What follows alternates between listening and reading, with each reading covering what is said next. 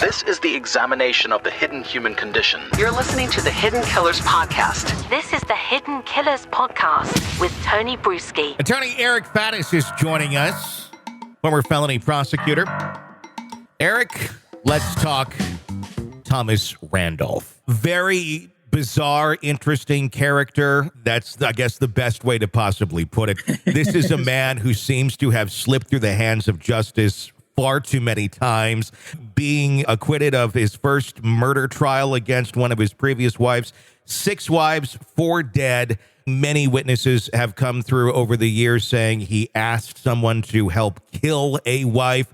How has this man managed to skate through the system for as long as he has? Obviously, he is behind bars right now, and the retrial is going on. But how? When you look at this, how? Gosh, it's kind of a head scratcher, man. When you have a person and they have 1 dead wife, all right, That's of course problematic and terrible. 2 dead wives, even worse. But when you get above 2, it starts seeming, statistically like, something must have happened and this guy must have been involved. Yet here we are, and he has escaped being held responsible for many of those alleged incidents. And here we are at his retrial for one of his dead wives. And let's keep in mind, he was actually convicted of this killing already, 2017, and sentenced to death. Yeah. But there was on appeal an issue that the prosecution screwed up on. And so now here we are again, retrying this case for Thomas Randolph. Yeah. And I was covering it for Court TV. And I got to tell you, it's not looking great for the prosecution in this one, in my appraisal. How so? What are you seeing in the prosecution that is not looking very positive in terms of finally convicting him? One thing you always have when there is a murder and the only people involved are dead people and the defendant. And what you have is you really only have the defendant's version of what happened. And so here, as the evidence has come out, the defense has done a good job of putting forth defense's version that the handyman came in and killed the wife, and then Thomas Randolph killed the handyman.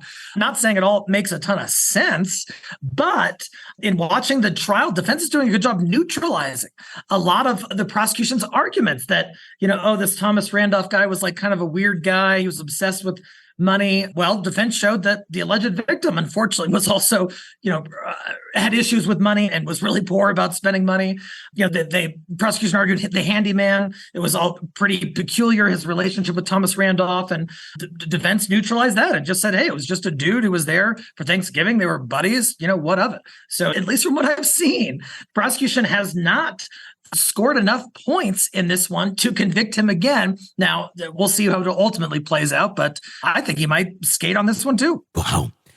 How important is charisma for an individual who's accused of crimes like this? Quite often, correct me if I'm wrong, mainly want your clients just to shut up and you do your job. Unless there's some reason for them to speak, this seems like one who would be very difficult to rein in and keep under control. But the thing is, the guy is kind of likable. If you watch the way he talks, the way that he handles himself, the way his whole demeanor is. I just finished refreshing myself on The Widower, the Dateline 3-episode special that was aired about 1.5 years ago. And if you don't know the guy's a murderer, you'd think, kind of a weird, eccentric guy, but kind of friendly, kind of nice. I don't know.